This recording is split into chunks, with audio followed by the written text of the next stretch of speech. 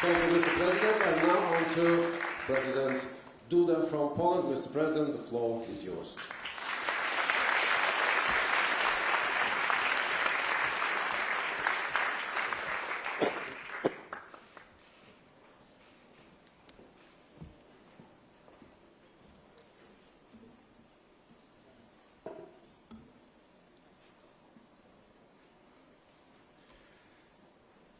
Excellencies, distinguished presidents, dear friends, Your Magnificence Rector,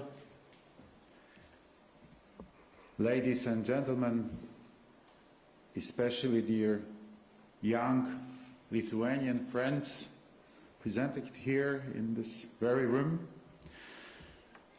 I want to thank President Gitanas Nausėda and the organizers of the conference for inviting me to Kaunas, the European capital of culture, and for giving me an opportunity to talk about our Europe and its future.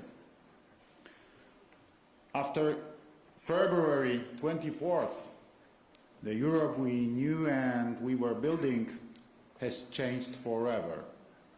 The common values we strived for, unity, solidarity, peace, trust, and primacy of international law were put to a difficult test. The effect of the war in Ukraine, led by Russia with the support of Belarus, make our citizens fear about their own future, security, and peace. However, we are strong keeping the unity within the European Union and NATO and ready to respond rationally to a threat. I'm convinced that today the idea of Europe should also include the strengthening of our defense capabilities. Europe must be united and must be strong. Ukraine's successes depends not only on the courage of Ukrainians, but also on coordinated international assistance, including the military one. A secure Europe is a Europe where Russia is defeated in political, military, and economic way. A defeated Russia means safe Ukraine, safe Poland, safe Lithuania, safe Latvia, Romania, and, frankly, also the rest of Europe.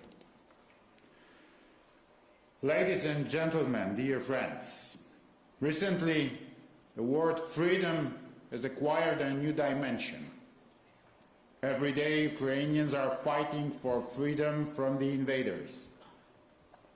Belarusians are also fighting for freedom and democracy, fighting against their authoritarian regime, against Lukashenko's regime.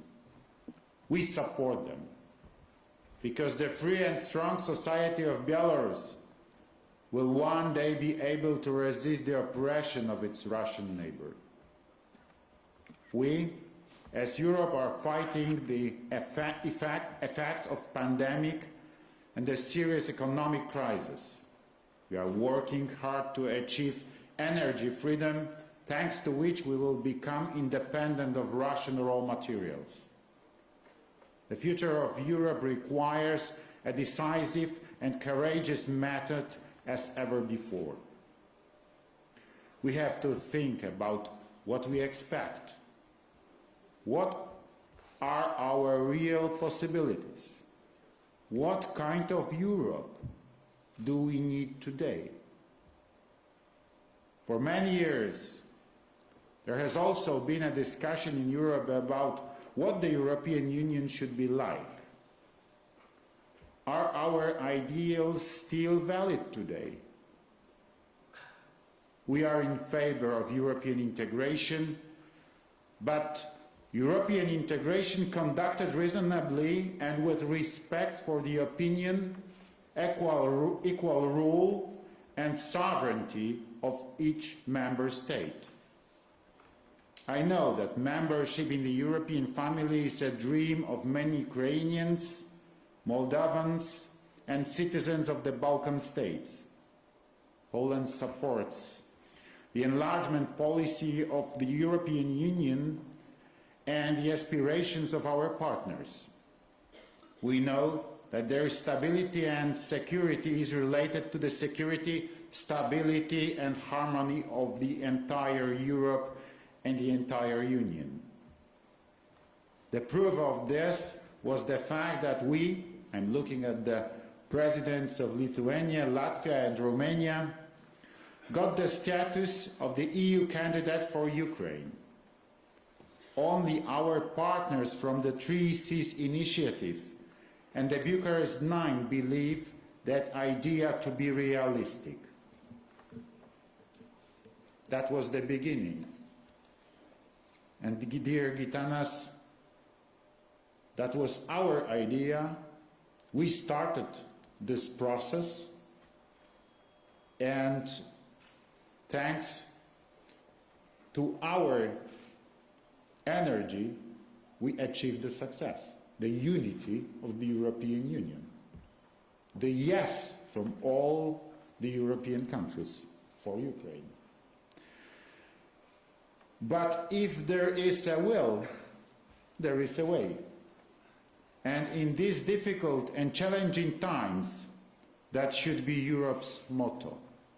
Ladies and gentlemen, I believe that the guiding principle for all actions and objectives of the European Union for the next years should be a rational redefinition not only of the Union itself, but also of the needs, opportunities and difficulties that we will soon have to face. We must take into account that the war in Ukraine will last, and the prices of raw materials affecting the standard of living of all of us will probably never return to pre-war levels. We should take care not only of the security of our external borders, but also look at the potential threats that may emerge within the Union. I hope that with mutual support and right decision, we will be able to transfer the ideas of Europe into a calm and stable reality. Thank you.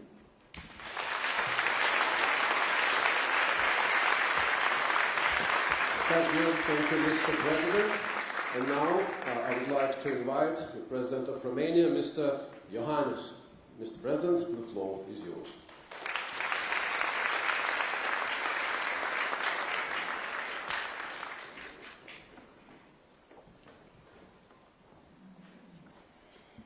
Thank you very much.